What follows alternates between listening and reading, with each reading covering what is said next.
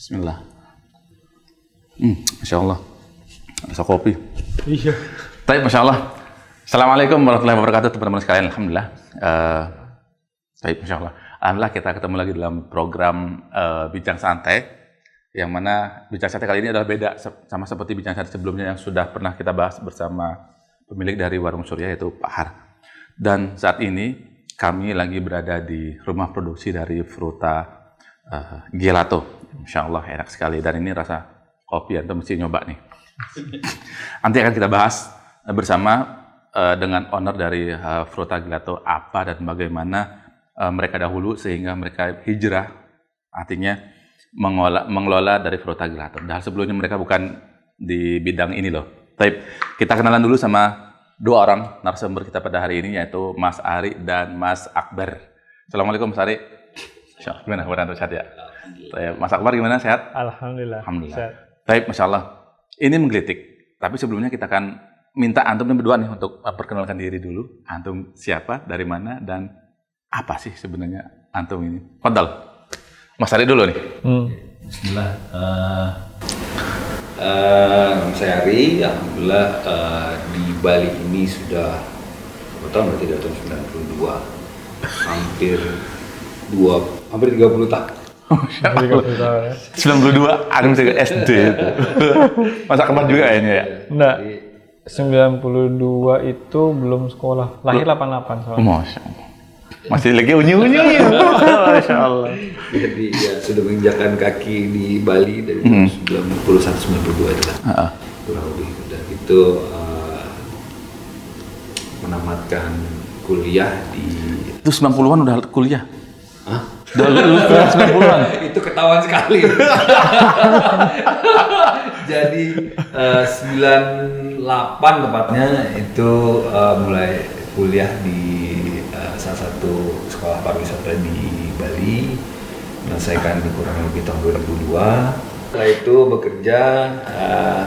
bekerja di perusahaan multinasional juga pernah, hotel juga pernah juga di salah satu penerbangan Australia, sudah gitu juga pernah di salah satu penerbangan Asia yang saat ini lagi terdampak oleh pandemi juga. Setelah itu sempat juga mau melanjutkan kuliah di luar, cuman tidak selesai karena sudah mulai jalanin usaha sendiri, jadinya fokusnya tidak bisa terbagi. Ya, alhamdulillah setelah itu mulai usaha sendiri. Masya Allah. Yang sangat pengen tahu nih, Antum, Pak Sari kan tadi nyebutin penerbangan. Itu berarti jadi pramugara dulu kan? Penerbangan berarti merah, hijau, putih. Atau berapa penerbangan nih? Pernah 3 jadinya. 3 airline. Jadi Ajib. Jadi penerbangan lokal Bali ini dia melayani rute Australia, Korea, Jepang, Taiwan. Terus Yang base-nya di Bali yang sekarang udah nggak ada. Oh ya, tahu. juga pernah sama salah satu maskapai dari Belanda yang hijau itu, itu pernah. Terus terakhir maskapai plat merah. Ya. Plat merah, warna merah bukan plat merah. Pemerintahan ya. Warna merah itu juga pernah. Tapi bukan sebagai pramugara, pada saat itu sudah mulai di ground handling. Ajib, Masya Allah. Jadi mulai di manajemen di situ. Oh iya, berarti setelah dari pramugara, Antum berubah jadi ke manajemen yang tadi dibilang terakhir itu kan? Ya. Nah, yang saya dengar juga, Antum saat itu bekerja sama dengan orang-orang bule, orang-orang ekspat itu istilahnya. Itu bagaimana suasana kerja dengan dengan orang bule, dengan orang Indonesia, itu perbandingan seperti apa? Jadi kalau di airline ini, untuk koreksi sedikit, di airline itu sebenarnya airline-nya Asia. Kalau yang sebelumnya itu memang dari orang-orang Eropa ya, memang disiplin mereka luar biasa ya. Jadi mereka itu memang mengutamakan ketepatan waktu, terus bagaimana memanage pekerjaan untuk tepat selesai pada saatnya. Jadi Itu yang melekat sampai sekarang di Ana, terutama dalam menjalani usaha depannya. Jadi memang pengalaman bekerja sama dengan orang-orang seperti ini salah satunya adalah pengalaman disiplin yang ditempa oleh mereka. Selain itu juga ilmu manajemen juga banyak di-share oleh mereka, dibagi oleh mereka. Hanya saja memang yaitu kalau ditanya adabnya memang orang Indonesia itu tata keramanya luar biasa tinggi dibandingkan Orang ketimuran lah istilahnya. Orang ketimuran ini masya Allah tata krama. Jadi ketika Ana selesai dari airline masuk ke hotel, ini Ana salah satu. Itu di hotel berarti Mas Ari di top manajemennya ya artinya. Artinya yang istilah tanda kutip ya bukan jadi tanda kutip kuli gitu kan, bukan kan? Artinya ya betul memang di top manajemennya dan dapat kesempatan untuk berada di antara orang-orang ini. Masya Allah.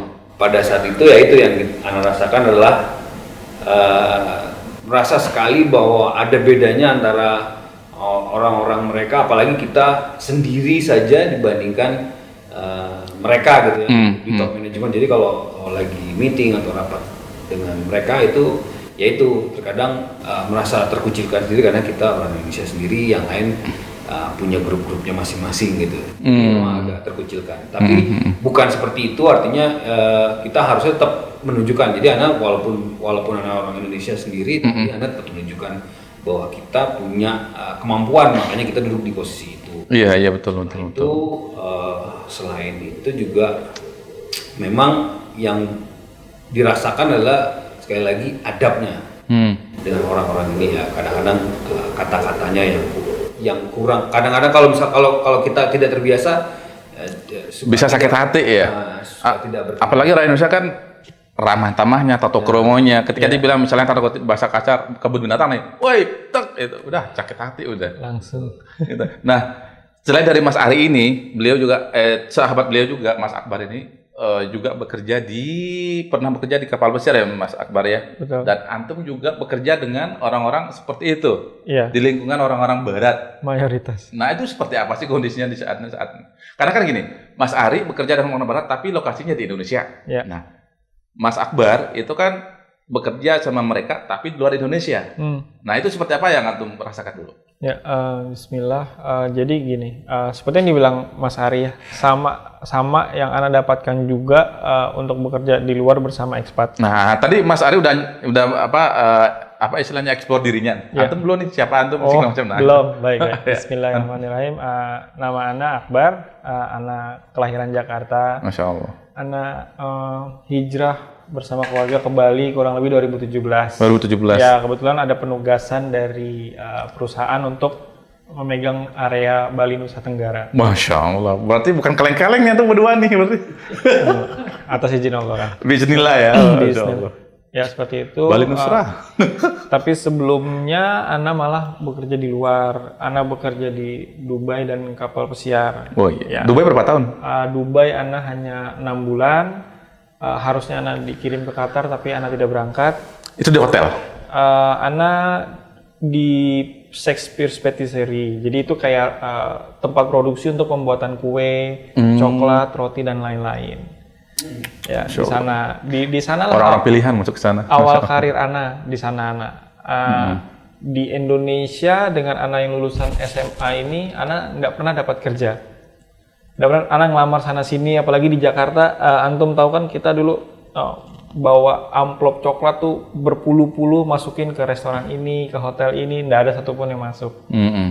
Akhirnya ada satu kesempatan untuk part time atau daily worker nih di DW istilahnya nih. Ya, salah satu hotel di Jakarta tahun 2005. Alhamdulillah keterima, kerja 3 bulan.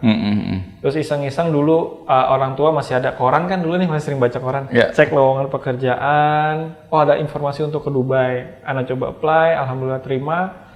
Jalan 6 bulan, situ Ana banyak belajar karena memang dibimbing sama orang Perancis. Ana tuh dibimbing sama orang Perancis, memang yang disiplinnya sangat tinggi. Dari kebersihan, penyelesaian pekerjaan, semuanya disiplinnya sangat tinggi. Benar-benar memperhatikan hal-hal kecil pun sangat diperhatikan. Nah, di situ Ana pulang ke Indonesia, dapat tawaran untuk ke kapal pesiar. Ana 2 tahun di kapal pesiar. 2 tahun. 2 tahun kapal pesiar, tapi Ana hanya dari Timur Tengah ke Mediterania. Jadi mentok cuma di Spanyol dan Prancis. Ana tidak sampai UK, Belanda itu Ana nggak sampai. Jadi mentok Spanyol, Prancis, Yunani, Turki, Maldives. Terus sempat melewati Kanal Suez. Ya di situ situasi tegang itu memang 7 hari kan kita melewati dari Eropa ke Timur Tengah. Nah situ terus pulang ke Indonesia, Ana baru kuliah lagi. Ana kuliah di salah satu. Berarti selama 2 tahun itu di luar negeri? Di luar negeri. Nggak pulang-pulang? Pulang, setahun sekali pulang. Nah, itu Ana hanya background sebagai anak lulusan SMA atau SMK. Nah, Ana pulang karena ada amanah dari Ana bilangnya oma ya atau nenek. Dari oma Ana bilang kamu laki-laki, kamu harus memiliki gelar. Kamu kalau di luar negeri orang bisa melihat kamu dengan skill kamu, tapi di Indonesia orang tidak akan melihat kamu dengan skill kamu. Betul. Indonesia orang akan melihat dengan ijazah kamu. Betul. At least itu amanah oma Ana yang selalu Ana pegang. Oh ya, Ana jadi laki-laki sebagai kepala keluarga, nantinya Ana harus mempersiapkan hidup anak ke depan. Gitu sih. Jadi setelah kuliah baru Ana kerja sebagai technical advisor atau kita bilang chef consultant untuk brand-brand nasional dan multinasional di Indonesia. Ya, multinasional di Indonesia? Multinasional. Ajib, Masya Allah. Untuk Ana sempat untuk di perusahaan keju, salah satu keju terbesar juga di Indonesia, Ana cover Indonesia, Filipina dan Brunei Darussalam. Masya Allah. Ya, lalu ke perusahaan coklat. Nah, di perusahaan coklat itu Ana hijrah bersama keluarga untuk pegang Bali dan Nusa Tenggara. Sampai akhirnya perusahaan ini men-challenge Ana dari seorang chef, Ana harus dirubah menjadi seorang sales manager yang Ana nggak punya basic sama sekali. Tapi di situ Ana melihat ini kesempatan bagi Ana buat belajar. Kebanyakan tantangan ya, challenge ya. Ya, tantangan Ana belajar bagaimana cara menjual, karena kan sebagian orang hanya bisa membuat sesuatu yang baik tapi tidak bisa menjual. Nah, itu Ana lengkapi diri Ana seperti itu. Sampai satu saat alhamdulillah Allah pertemukan Ana dengan Mas Ari dan juga tim yang lain untuk membuka usaha di Fruta Gelato. Nah, ini yang unik nih. Melihat background antum yang segitu Afwan ya, kalau kita bisa bilang duitnya gede, ya kan? Beliau dengan perusahaan yang seperti itu, dari pramugari jadi top manager segala macam, antum dengan background yang seperti itu, yang duitnya Masya Allah gede lah istilahnya. Nah, apa yang melatar belakangi antum berdua nih sehingga membentuk perusahaan Fruta Gelato? Ini kita belum berbicara masalah apa sih Fruta Gelato gitu ya. Cuman kita pengen tahu nih background antum sehingga bisa menciptakan ini produk Gelato. Lanjut lagi nih. Iya, Ana juga mau coba. Mungkin Mas Ari bisa menjelaskan. Jadi kalau memulai usaha itu tepatnya 6 tahun lalu. Memulainya hijrahnya itu salah satunya memutuskan untuk berhenti dari hotel dan yang lainnya itu hanya karena ada salah satu teman yang sampai sekarang juga masih dekat dengan beliau. Itu ketemu di masjid ngobrol, bilang sampai sebegitunya kerja, emang mau dapat apa, emang bos kamu bisa ngasih apa gitu. Cuman karena omongan dari situ mulai tergerak, akhirnya mulai datang ke kajiannya Haji. Waktu itu masih suka di Ashifa hari Ahad sampai pagi-pagi itu masih dari sana, masih agak beda sendiri kalau yang lain sudah terus kalau ngikut kajian-kajiannya tempat lain juga agak beda sendiri karena yang lain udah pakai batik sendiri. Jadi ya tapi saat itu antum megang duit gede ya? Iya. Bisa dibilang. Bisa dibilang emang. Alhamdulillah diberikan kelapangan rezeki. Masya Allah. Lebih lah waktu itu. Jadi memutuskan saat itu untuk tidak lagi melanjutkan karena ya itu mulai ikut kajian-kajian, terus tahu hukum-hukumnya, transaksi seperti apa. Banyak hal yang bikin ragu di hati gitu ya. Bukan ragu lagi. Memang jelas gitu ya. Mulai dari situ gasnya tadinya pelan-pelan terus akhirnya keluarga mulai nggak kok beda sekarang. Jadi akhirnya ya sudah putuskan. Memang di awal-awal ketika berpindah dari penghasilan sekian terus memulai lagi ke jenjang usaha. Zero lah istilahnya. Berat ya? Iya. Belum dari keluarga belum juga ya? bukan hanya keluarga tapi teman-teman, bahkan ada ini pengalaman begitu kita Anda lagi buka waktu pertama usaha yang dijalani adalah warung mobil ya tepatnya. itu udah lebih bagus. Sebelumnya ngedorong rombong. Serius? Ya, Dari top manager dorong rombong? Ajib, Masya Allah. Bukan dari dorong rombong waktu itu sampai ada staff yang datang nanyain. Staff yang dulu di hotel? Dulu di hotel samperin, bahkan yang tadinya dia masih staff hanya pakai motor, sekarang dia pakai mobil nyamperin ke Anda tuh samperin nanyain cuman beneran mau begini terus, nggak pengen balik lagi ke hotel. Bikin ragu ya? Sempat bikin ragu nggak? Alhamdulillah mungkin karena ya itulah Allah bukakan jalannya, dimudahkan sehingga di saat itu pun Anda udah bilang Insya Allah ini jalan yang saya pilih gitu sih. Anda mau pilih gitu. Alhamdulillah diberikan kemudahan. Setelah dari sana ya mungkin tidak langsung eksponensial pendapatan yang didapatkan. Memang pada saat itu yang paling harus bisa dikalahkan adalah egonya. Ego. Jadi yang paling mahal adalah itu pelajarannya dari sisi yang tadinya kita mendapatkan pendapatan yang luar biasa, bahkan kalau bisa dibilang pada saat itu pendapatan pun mata uang lain gitu loh. Iya, dolar lah.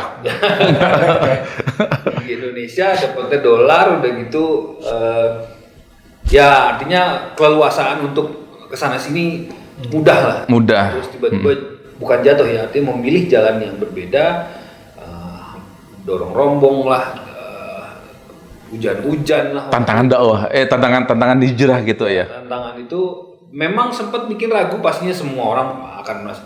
Tapi ya kembali lagi karena ada ikhwan-ikhwan lainnya juga yang menguatkan, mensupport bahwa ya memang semuanya tidak instan. Sama ketika Ana menjadi posisi di top manajemen pun harus melalui sekian lama perjalanan karir kan, sampai akhirnya di top manajemen itu memutuskan untuk pindah menjalani usaha sendiri. Jadi ya itu mungkin proses yang harus dijalani, bahkan ya hujan pernah, segala macam pernah. Masya Allah. Tapi yang belum dijawab nih, ini tentang produk Fruta Gelato. Ini apa sih produk ini gitu, sehingga nanti teman-teman yang bisa melihat nih, biar nggak pengen tahu lagi nih, apa sih Fruta Gelato dan kenapa harus Fruta Gelato gitu. Oke, Fruta Gelato sendiri kita dirikan pas awal pandemi. Jadi kita mulai sekitar awal pandemi. Jadi betul-betul awal pandemi. Risetnya sebenarnya sudah dilakukan dari sebelum pandemi. Jadi waktu itu awal Ana sama salah satu rekan yang ada di sini belum ketemu dengan Mas Akbar dan Mas Yudi dan tim lainnya. Itu riset dilakukan pada saat itu sampai ke Jakarta, kita cek semuanya, ternyata sahih, ini insya Allah halal, tidak ada campuran. Karena beliau pun yang membuat tadinya salah satu peneliti dari IPB Bogor. IPB Bogor, anjir. Setelah itu kita bawa ingredients itu ke sini, terus Anda bilang karena ini potensi yang Anda lihat cukup besar, dan kita juga menjawab keraguan dari sebenarnya dari muslim lainnya yang kadang-kadang kalau bisa datang ke sini, mereka tahu nggak sih sebenarnya di gelato itu ada kandungan itu, ada kandungan alkohol yang terkadang dicampur oleh si pemiliknya. Itu menjawab keresahan itu sih sebenarnya salah satunya yang kenapa kita kepengen membuat ini yang betul-betul sudah bersertifikasi. Saat ini alhamdulillah sudah ada sertifikat halal loh kok MUI ya.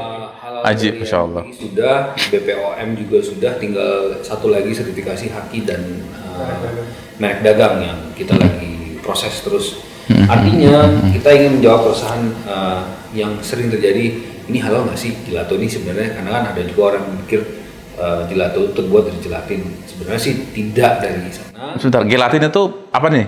Ada kan antum cek nih, apa gelatin itu unsur utamanya apa sih? Kalau gelatin yang dulu ya, digunakan itu dari tulang dari babi. Babi? Tapi sekarang ini sudah ada gelatin yang halal itu dari tulang sapi. Tulang sapi. Tapi itu harus diperhatikan benar-benar sudah tersertifikasi atau belum. Jadi kalau dulu memang awalnya itu dari tulang babi. Insya Allah. Berarti itu ya ingin menjawab keraguan kepada masyarakat yang bertanya tentang gelato, terutama yang demen nama gelato gitu ya. Umumnya es krim sebenarnya gelato dan es krim sih tidak ada bedanya, cuma salah satunya yang membedakan itu es krim adalah Amerika, sebutan orang Amerika, gelato itu adalah Italia. Orang Italia. Sama aja ya istilahnya. Sebenarnya sama aja, dua-duanya makanan dingin. Makanan ya. Makanan dingin, yang satu terbuat dari krim, yang satu susu murni gitu. Masya Allah. Tapi teman-teman, bagi antum yang suka es krim maupun gelato ya istilahnya, jangan lupa Fruta Gelato, insya Allah jawaban untuk antum. Tapi lanjut sih, Masya Allah.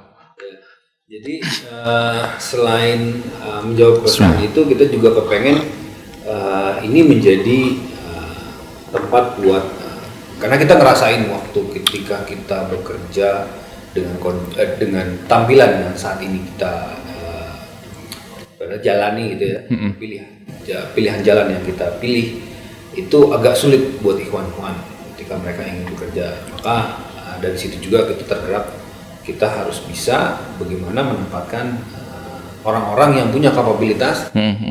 Kan banyak nih di luar sana sebenarnya yang sebenarnya mereka punya kapabilitas yang baik dan mereka pengen bekerja, tapi mereka tetap menjalankan syariatnya dengan baik. Nah itu ini salah satu tujuan didirikannya Fruta Gelato ya. Awal kenapa kita ingin mendirikan ini supaya kita bisa juga menampung artinya mempekerjakan mereka yang punya kapabilitas di bidang itu.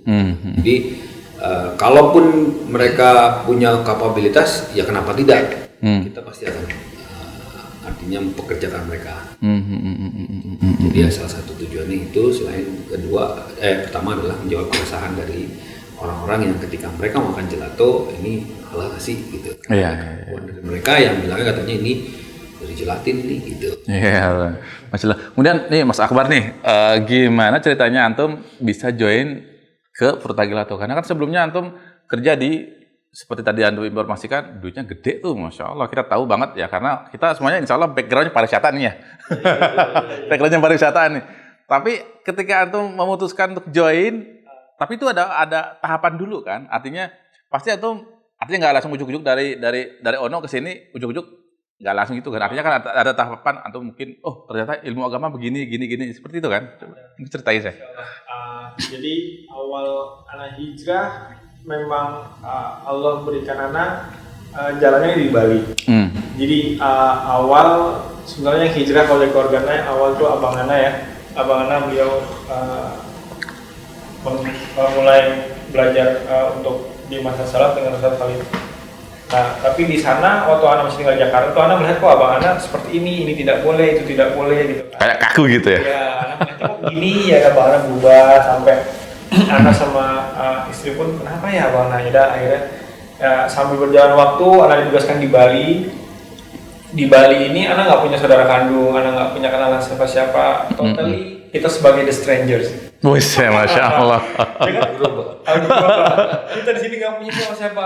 Terus Ana bilang sama istri, insya Allah di sini saudara kita adalah Muslim. Jadi kita mau mencari saudara, cari ke masjid. Ke kajian.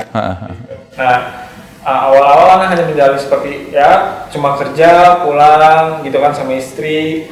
Terus akhirnya suatu hari ya mungkin ini panggilan juga ya, ada salah satu ustadz juga dari Jakarta datang mengisi kajian yang notabene orang bilang, wah ini ustadz banyak ini nggak boleh, ini nggak boleh gitu kan. Ustadz siapa nih bisa disebutin? Oh boleh nih ya? Nggak apa-apa, nggak masalah. Alhamdulillah waktu itu Ana datang ke kajian Ustadz Syafiq Riza. Masya Allah, Jember berarti bukan Jakarta, Jember gitu. Oh, ya, Jember ya. Iya. Jember. Ana datang dengan istri, Ana ke kajian kok yang Ana lihat diri abang Ana dengan yang Ana datang dengan Ustadz Syafiq ini kok beda.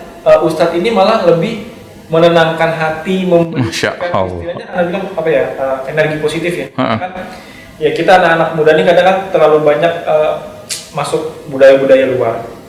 Di saat Ana dengar kajian itu, Ana sama istri, Masya Allah, alhamdulillah tenang banget ya. Nah dari situ awal Ana mengenal juga Bali Mengaji. Masya Allah, jadi Masya Allah, barakallahu fiik. ada kajian Ustadz Firanda, itu datang, Ana ikuti terus sama istri. Masya Allah. Di saat itu kalau tidak salah 3 tahun lah kami belum diberikan keturunan. Ya. Itu awal-awal menikah ya berarti ya? Iya. awal-awal 3 Ajib, tahun Masya Allah. tidak diberikan, belum diberikan sampai alhamdulillah diberikan keturunan ya, mungkin melalui istilahnya Allah sudah mempersiapkan, istilahnya oh ini sudah siap bagi anak sudah mempelajari agama, istimewa agama, karena kan istilahnya jangan sampai anak punya keturunan tapi anak tidak bisa mengajarkan apa-apa sama anaknya gitu. Dari situ anak sambil kerja juga di perusahaan yang ya alhamdulillah cukup besar lah ya. Di situ anak terus bertemu dengan Mas Ari, dengan Masya Allah. pemuda-pemuda lain di Bali gitu kan. Masya Allah. Di Bali kan ya sering-sering kumpul, walaupun rumah anak anggapnya di timur, anak datang ke kajian di barat untuk bertemu beliau-beliau ini. Masya Allah. Karena gini, yang membangun semangat kita untuk hijrah adalah lingkungan kita. Iya betul. Kalau anak tidak bergaul dengan istilahnya ya anak-anak muda ini, anak mungkin nggak akan tetap semangat di manhaj salaf untuk terus berhijrah. Nah sampai suatu saat pandemi akhir Desember 2019, Januari, Mas Ari info, Mas mau nggak bikin usaha? Anak nggak punya orang nih yang bisa ngolah produk gelato. Anak coba pelajari dulu kan, karena setiap keputusan anak selalu rundingkan dengan istri. Masya Allah. Kebaikan itu anak harus juga rundingkan, walaupun kita kepala keluarga tapi tetaplah harus rundingkan segala sesuatunya. Nah, rundingkan, istri sempat ragu, ya udah kita coba istri. Tapi saat itu masih bekerja di hotel. Di perusahaan coklat. Perusahaan coklat. Ya, anak di hotel malah jarang. Anak lebih banyak di perusahaan untuk menjadi konsultan. Masya Allah. Nah, jadi konsultasi sama istri, terus juga sama yang terberat sebenarnya orang tua. Karena orang tua banyak melihat, oh anak sudah kerja enak nih, sudah punya ini tiba-tiba usaha. Pemikiran orang tua adalah sebenarnya ketakutan orang tua adalah kamu nanti makannya gimana nak? Iya. Kamu nanti sana gimana? Kamu punya anak, punya istri. Misalnya kalau orang tua kan misalnya bulanan pun kamu nggak ngasih ke saya nggak apa-apa. Yang penting kamu, istri, anak kamu itulah ketakutan orang tua. Cuma di situ anak coba menjelaskan, abang anak pun juga coba menjelaskan ke orang tua, insya Allah mah rezeki istilahnya Allah sudah atur. Tinggal satu ikhtiarnya kita mau belajar atau enggak dari kesalahan-kesalahan kita. Ya udah, istilahnya kalau anak yang anak lakukan dia bekerja dulu adalah berusaha semaksimal mungkin, sisanya anak serahkan pada Allah untuk segala keputusannya, baik atau buruknya. Tapi kan kalau Allah kasih itu pasti kan yang terbaik bagi Allah kan. Jadi anak tidak pernah berpikir terbaik bagi diri anak, enggak. Anak selalu berpikir adalah jalan terbaik dari Allah untuk anak. Nah, seperti itu. Jadi sampai akhirnya ketemu Mas Ari dan yang lain-lain untuk memberikan Futa. Pas awal pandemi itu juga, anak dapat godaan. Anak dapat promosi untuk ke Jakarta, memegang posisi yang lebih tinggi lagi. Tapi itu bisa 2 kali lipat kalau dibilang kenaikan gaji. Masya Allah. Godaan ya. Godaan di situ. Ana juga waktu itu sudah bermimpi. Ana bilang perusahaan coklat adalah perusahaan terakhir Ana untuk bekerja. Memang mimpi Ana untuk menjadi chef coklat. Alhamdulillah Allah sudah kasih jalannya. Jadi akhirnya dari situ ketemu Mas Ari. Akhirnya sudah bicara dengan istri, orang tua. Insya Allah yakin ya kita mulai usaha ini. Memang nama syaitan selalu membuat manusia was-was ya. Iya betul ya. Selalu bilang nanti lo anak mau makan apa? Nanti istri lo gimana? Lo biasa kan di sini pakai mobil, sekarang mobil harus dibalikin lagi ke rental. Terus dulu enak kan ini dibayarin perusahaan, naik pesawat ini dibayarin perusahaan, lo harus bayar sendiri. Itu banyak deh ketakutan yang dibayang-bayangi oleh setan seperti gitu ya. Was-was itu besar banget. Itu dia. Buktinya sampai sekarang bisa hidup. Alhamdulillah. Makanya kan anak bilang tergantung lingkungan kita nih. Ya. Mungkin kalau lingkungan kita nggak gini, anak mungkin udah stres, udah pusing, mungkin udah larinya ke jalan yang nggak benar mungkin ya. Anak juga ngarap. Tapi dengan lingkungan, makanya kan anak juga senang datang ke kajian, mendengar kajian adalah untuk meningkatkan tauhidannya sih. Jadi menguatkan diri anak bahwa Allah ini Ar-Razzaq, Maha Pemberi. Betul, Masya Allah. Nggak usah takut. Dari sebelum kamu lahir juga rezeki kamu sudah. Iya betul. Nah, jadi itu yang selalu anak kuatkan tuh sama istri. Jadi kita saling menguatkan sih Om. Selain dengan teman-teman di Futa, suami istri, anak juga selalu harus saling menguatkan. Betul, pasangannya sangat berpengaruh loh bagi kita ini nih, Masya Allah. Itu kurang lebihnya anak gimana akhirnya bisa mematahkan bahwa rezeki itu bukan dari perusahaan, bukan dari bos, rezeki bukan dari manusia ya, cuman Allah yang ngasih melalui asbabnya manusia gitu ya. Anak coba paksakan dan ya anak harap anak bisa juga seperti Mas Ari. Insya Allah. Fruta ini kita ingin istilahnya membuka lapangan pekerjaan bagi ikhwan-ikhwan yang sudah berhijrah, yang kesulitan untuk bekerja karena penampilan. Nah itu, karena orang hijrah ini bukan orang nggak punya skill. Kalau anak ingin tunjukkan hijrah ini hanya perubahan dari kehidupan duniawi aja kok. Secara lain sama kok. Kita anak masih punya skill masak, masih punya skill memasak. Tapi kan kita melakukan usaha sesuai dengan syariat yang ada. Ini sih seperti itu sih. Masya Allah. Tapi Mas Akbar, jadi begini, kita melihat orang-orang yang baru hijrah nih, ini kan antum sudah mengalami fase itu gitu kan. Bagi antum yang sudah mengalami hal tersebut, apa sih motivasi antum atau nasihat antum bagi orang-orang yang baru hijrah? Artinya kan mungkin orang yang hijrah dulunya bergelimang, afwan kita bahasa kasarnya mungkin hartanya ada gitu kan, duniawi ada. Tapi ketika hijrah justru dunia itu dicabut perlahan-lahan. Dan itu kadang-kadang kalau nggak disupport sama keluarga, sama lingkungan, bisa stres, bahkan bisa balik lagi, bisa futur lagi. Nah, mungkin antum, Mas Akbar sama Mas Ari juga nanti bisa cerita nih, biar menguatkan orang-orang yang baru hijrah. Silakan Mas Akbar dulu deh. Ya, kalau dari Anas sebenarnya gini, Anas juga sebelum meninggalkan pekerjaan ini sempat konsultasi dengan Ustadz. Jadi gini, hijrah ini bukan semerta-merta kalian baru kenal kajian, kalian berhenti dari pekerjaan, dan akhirnya ketika kalian tidak punya pekerjaan, kalian jadi bimbang, semuanya serba hancur. Tapi sebelum hijrah ini harus mempersiapkan segala-segalanya. Jadi apakah kita sudah punya komunitas di lingkungan itu, apa yang akan kita lakukan, seperti itu. Jadi kalau dari Ana sih, satu adalah dengan lingkungan kita yang ada sih. Jadi dengan lingkungan orang-orang yang hijrah, insya Allah kita pun akan kuat, karena kan istilahnya yang diperkuat adalah tauhid kita di sana. Jadi untuk selalu yakin dan percaya Allah ini maha melihat, Allah ini maha memberi, Allah ini pemberi rezeki, istilahnya kan kayak gitu. Jadi dari Anas sendiri melihat lingkungan yang sangat berperan aktif, entah keluarga, istri, ataupun lingkungan kerja, sahabat, dan perkumpulan itu sih. Karena begini, biasanya orang berhijrah itu, orang berhijrah dengan lingkungan yang lama pasti akan dijauhin sih. Oh, bener. Ana anggap dari 100 teman Ana, paling sekarang cuma 20. Nah, itu kan benar. Ya, tapi gini, kita punya 100 teman, tidak semuanya produktif. Ya. Tapi dengan 20 orang ini semuanya produktif. Jadi bisa meningkatkan istilahnya kemampuan diri kita gitu loh. Ya. Jadi Ana berteman dengan Mas Ari, ternyata beliau banyak istilahnya banyak memberikan Ana channel-channel untuk belajar bisnis. Gimana sih bisnis yang Ana tadinya cuma taunya sekedar sales dan juga sebagai seorang chef. Dengan Mas Ari, Bar, ini channel ini. Ana jadi banyak belajar bisnis. Jadi semakin sedikit tapi semakin produktif. Iya. Buat apa banyak cuman merusak ketimbang sedikit tapi produktif gitu ya. Betul. Nah, kalau Mas Ari gimana Mas Ari? Kalau dari Ana sih artinya gini kan, dulu antum kita belak-belakan aja. Dulu antum Masya Allah gitu kan. Kemudian hijrah pasti dong lingkungan, perlu support lingkungan segala macam. Sama kawan-kawan yang lama pasti antum dijauhin nih. Itu apa ya? Udah naturalnya begitu sudah. Seleksi alam tanda kutip istilahnya. Bukan hanya seleksi, udah pokoknya begitu udah transformasi, udah ngelihat penampilan berubah, jangan kan gitu. Begitu kita berubah nih, terus masuk ke lingkungan keluarga yang tadinya kan di sini kan sendiri juga sama seperti Mas Akbar, balik ke Jakarta, begitu ketemu saudara, mereka kan yang tadinya perlente gitu. Yang tadinya perlente gitu rapi semua. Kalau datang ke keluarga sekarang berbeda. Jenggotan. Mana jenggotnya gitu ya. Mana jenggotnya udah paling panjang dibanding yang lain gitu kan. Jadi mereka terkejutnya apa-apaan gitu.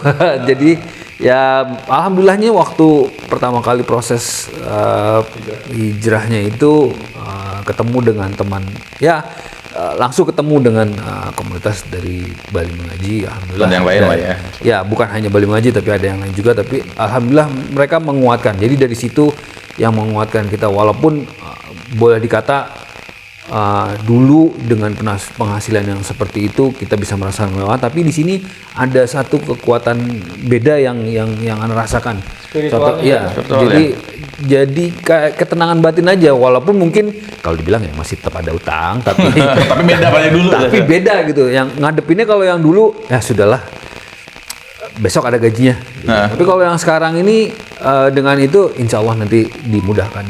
Tapi memang proses itu yang harus kita lewati, dan proses yang Ana lewati ini mungkin setiap orang beda-beda ya. Yang Ana lewati ini benar-benar terasa ya beda. Artinya bedanya tuh bukan seperti kayak proses orang mau kerja dari jenjang karir gitu, bukan, tapi batin terutama itu yang paling terasa sekali. Dari satu dijauhi oleh teman-teman, terus ada saudara yang kadang-kadang itu ya. Nah, dengan belakang, sapaan yang kadang-kadang Menyakitkan hati. menyakitkan.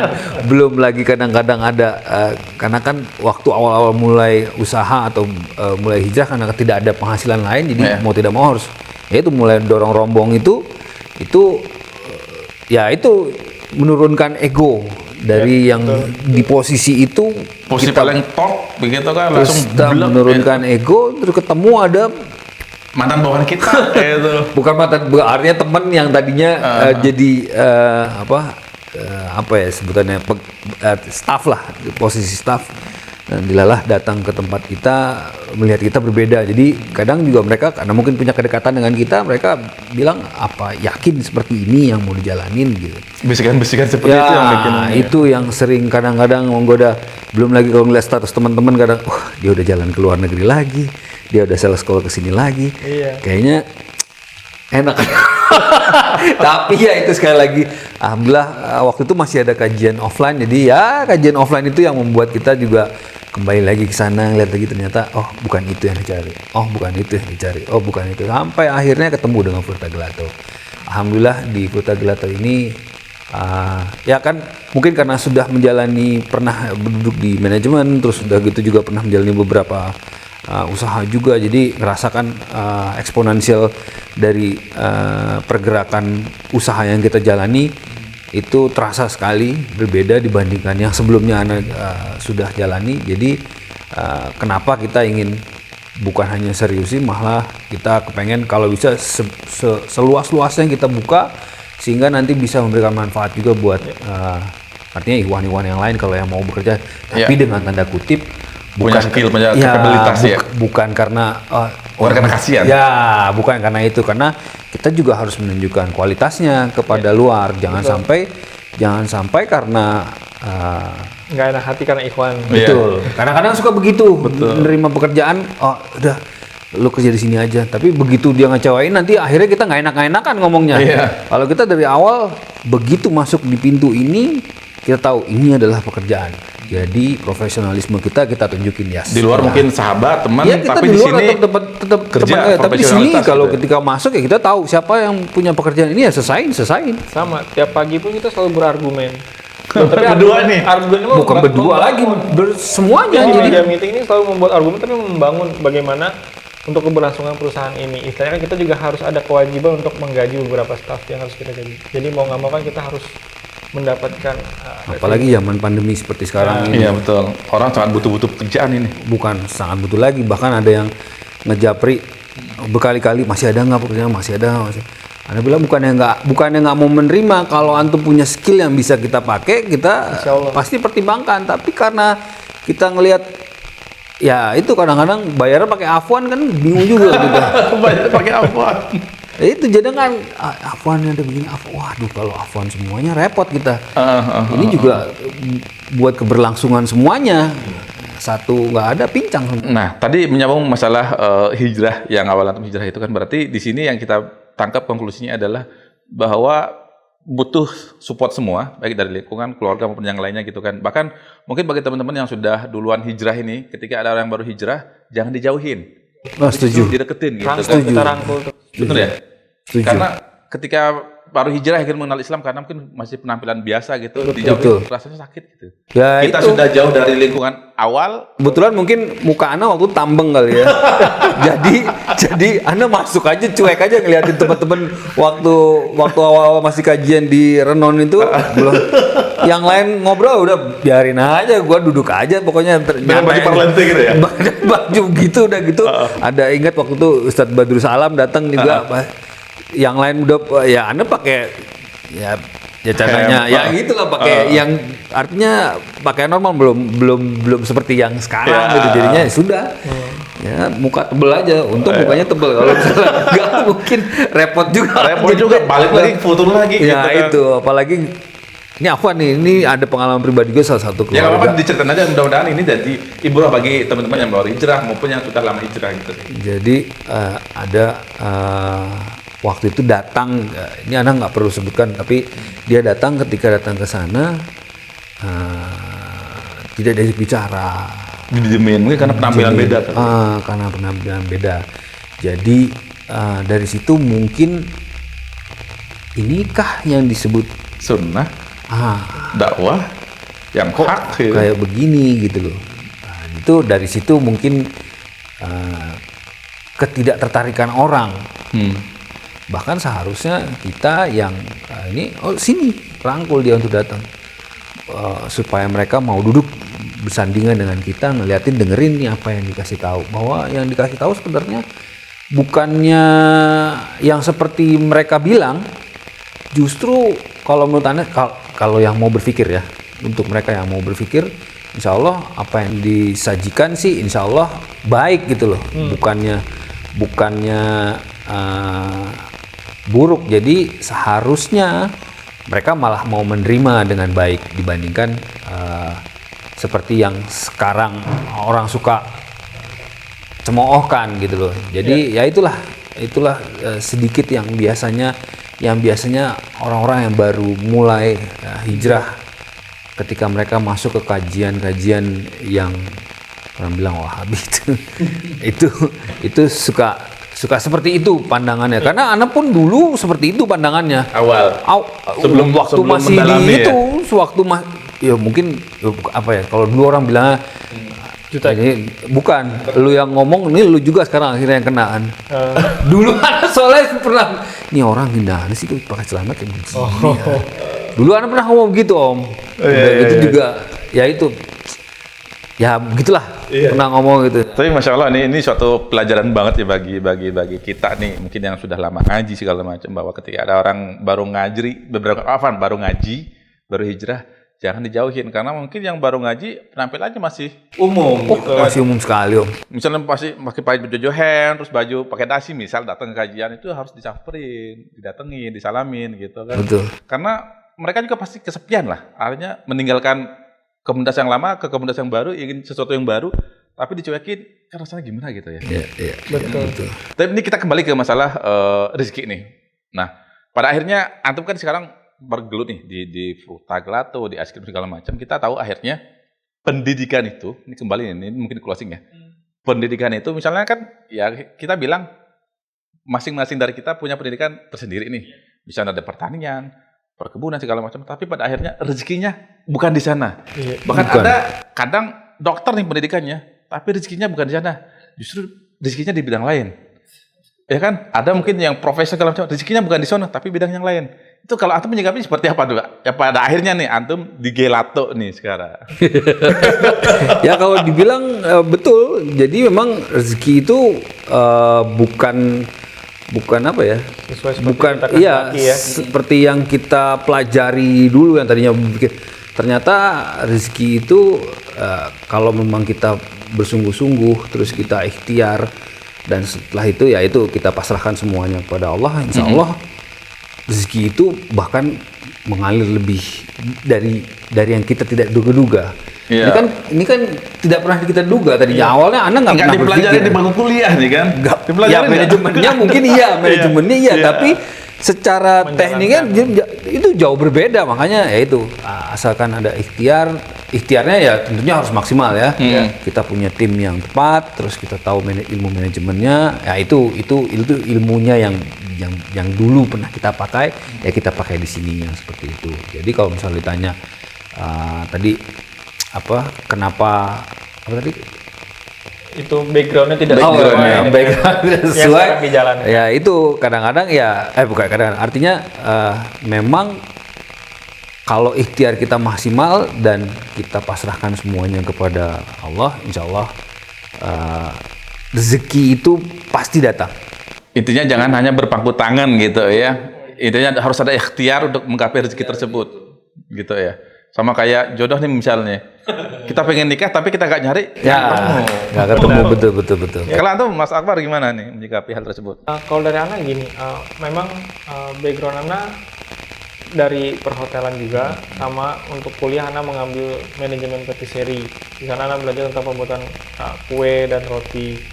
Nah, tapi seiring berjalannya waktu, Ana sempat ditugaskan menjadi seorang sales kan. Berarti itu kan udah sama sekali nggak nyambung kalau kita bilang gitu kan. Iya.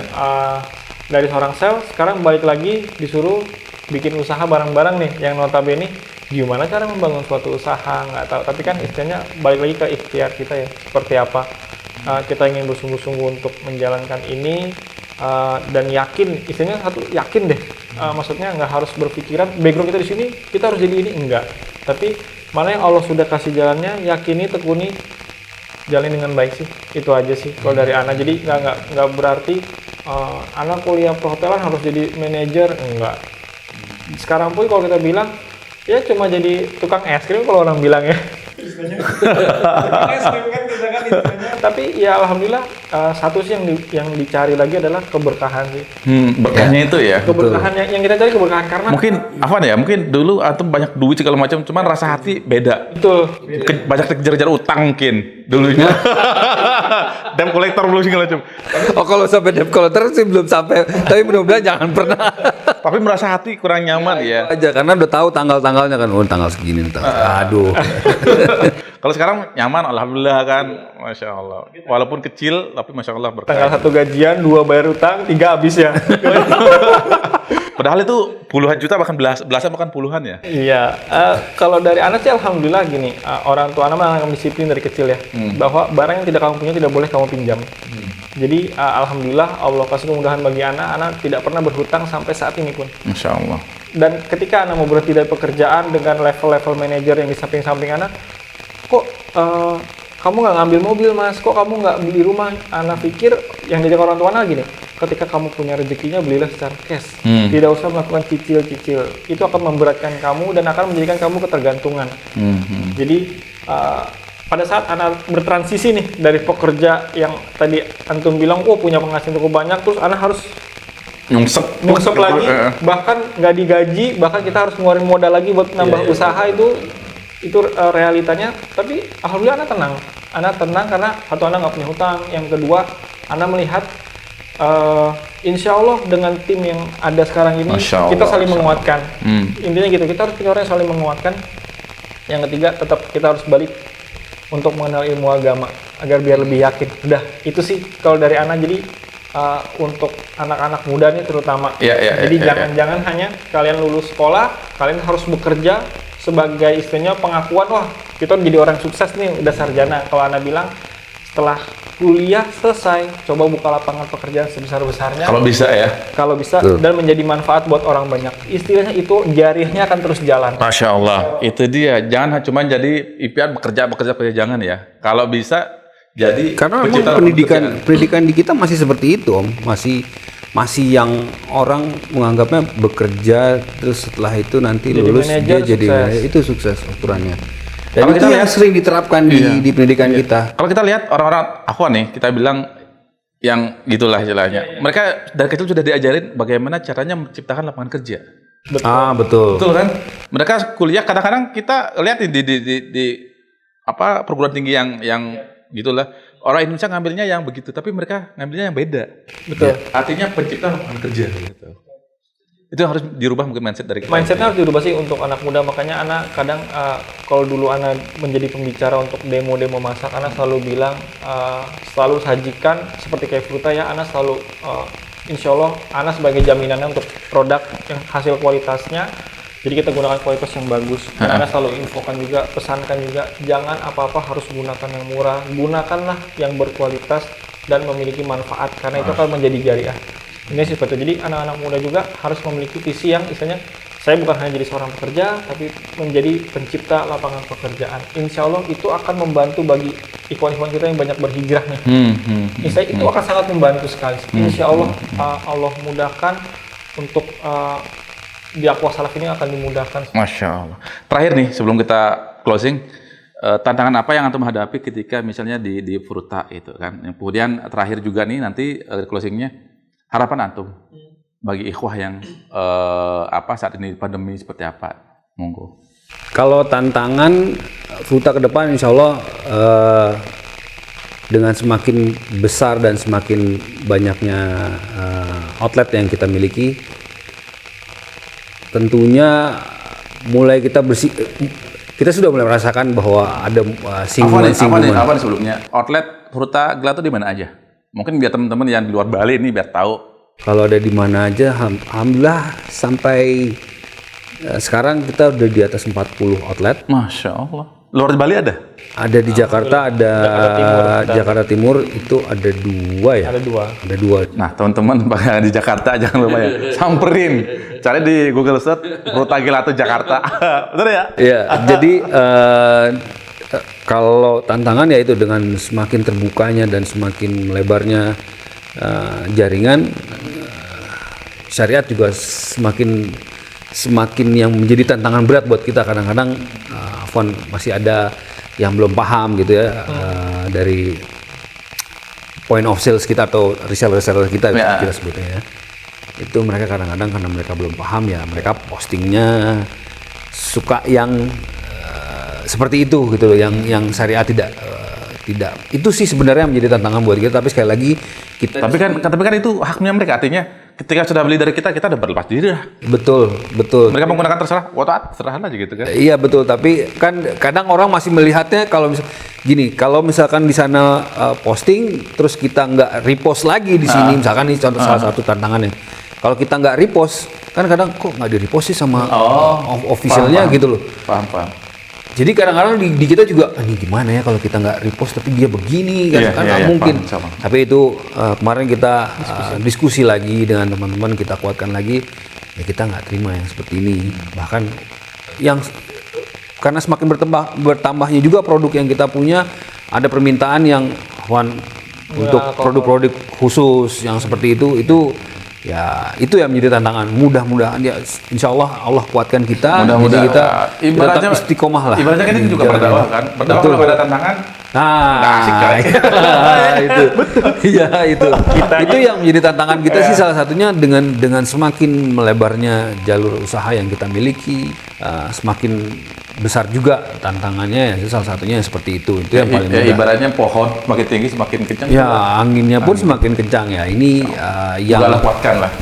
yang kita kuatkan di internal kita. Jadi ketika ada yang seperti itu ya kita mohon maaf, kita jelaskan dengan baik bahwa yang seperti ini kita sebenarnya menjelaskan kepada mereka, dalih kita adalah kita kasih tahu yang kita tunjukkan bukan backgroundnya, tapi yang kita tunjukkan produknya. Jadi value-nya juga ya. Iya, jadi produknya ini yang kita ingin tunjukkan, bukan sekali lagi si orangnya atau di belakang itu, contoh background musiknya dan segala macam itu sih yang kita ini. Terus kalau dari segi ingredients atau segala macam ya itu kita sesuaikan. Insya Allah semuanya halal, betul ya? Insya Allah. Ya karena pikirnya gini, kita bukan bertanggung jawab terhadap manusia, tapi tanggung jawabnya nanti di akhirat kelak. Jadi istilahnya kalau kita mau bermain produk ini dibikin istilahnya udah bahan bakunya pakai aja yang ini, yang penting murah, enggak. Kita berpikirnya kan ini akan menjadi jariah kita juga nanti ke depannya. Kalau selama produk ini banyak dikonsumsi, misalnya kita sudah meninggal nanti, selama orang mengkonsumsi ini kan akan menjadi dosa kita juga, karena kan kita yang sudah memberikan ini kepada orang-orang. Nah, jadi kalau untuk pesannya nih ya, untuk orang-orang yang baru hijrah, kalau Ana mengambil prinsip begini, memang pada saat hijrah itu kita akan diuji oleh namanya keuangan yang akan turun drastis. Pasti. Ya, tapi alhamdulillah di kajian-kajian yang Ana sering dengar ya, di kajian Ustadz Zulzikri terutama, istilahnya sedekah terbaik adalah pada saat Anda sedang dalam kondisi tidak memiliki keuangan yang baik. Sedekah terbaik. Itu sedekah terbaik. Karena berat sekali ngeluarinnya ya? Betul. Karena pada saat kita memiliki penghasilan berpuluh-puluhan juta, gampang itu sangat mudah karena kita tahu besok akan terima gaji.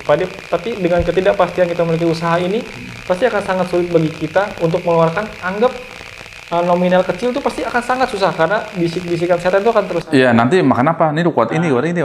Jadi kalau Ana selalu menguatkan itu. Jadi misalnya terus perkuat dengan tauhid, menonton banyak kajian, mengikuti kajian, insya Allah akan membantu kita untuk meyakinkan kita sih. Jadi sedekah pada saat kita miskin misalnya, terus selalu beranggapan tangan di atas itu lebih baik daripada tangan di bawah. Al-yadul ulya khairu minal yadis sufla. Masyaallah ya. Jadi kita sebagai orang Islam, misalnya yang hijrah karena keuangan ini, sebisa mungkin kalau tidak bisa, jangan sampai kita meminta-minta.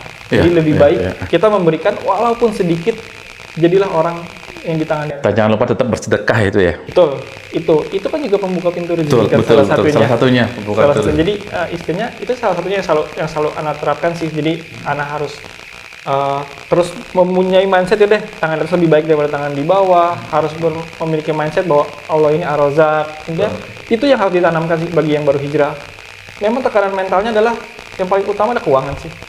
Keuangan. Udah paling utama itu yang bikin Sama hijrah. satu lagi yaitu komunitas. Komunitas ya. Itu yang menguatkan betul kita untuk tidak bergeser dari yang kita jalani sekarang ini. Ya sama doanya ya, yang muqallibal qulub sabit qalbi ala dinik. Ya, jangan lupa berdoa, itu intinya juga tuh. Itu aja. Karena kita nggak tahu nih, kita hijrah tiba-tiba besok kita dibikin gimana, kita nggak tahu. Bisa kayak gitu. Itu aja doanya deh. Baik, Masya Allah, teman-teman, Alhamdulillah kita sudah mendengarkan pemaparan dari owner Frutaglato, dan Masya Allah kita juga sudah mendengarkan bagaimana cerita beliau berdua ketika hijrah. Nah, bagi antum yang sudah mendengarkan pemaparan ini, mudah-mudahan apa yang sudah kita dengarkan bisa bermanfaat bagi kita yang mendengarkan maupun bagi teman-teman yang menyaksikan program ini. Tapi Masya Allah, Mas Ali, Chef Akbar, jazakumullah khairan sudah berbagi cerita, berbagi pengalaman, dan juga sudah sharing tentang apa yang sudah antum jalani selama ini. Dan mudah-mudahan Allah kuatkan antum ke depan nanti, dan mudah-mudahan Allah memudahkan urusan antum semua di Frutaglato ini. Tapi pemirsa, kita akhiri saja program kita pada kali ini. Kita tutup dengan doa kafaratul majlis. Subhanakallahumma wa bihamdika, asyhadu an la ilaha illa anta, astaghfiruka wa atubu ilaik. Assalamualaikum warahmatullahi wabarakatuh.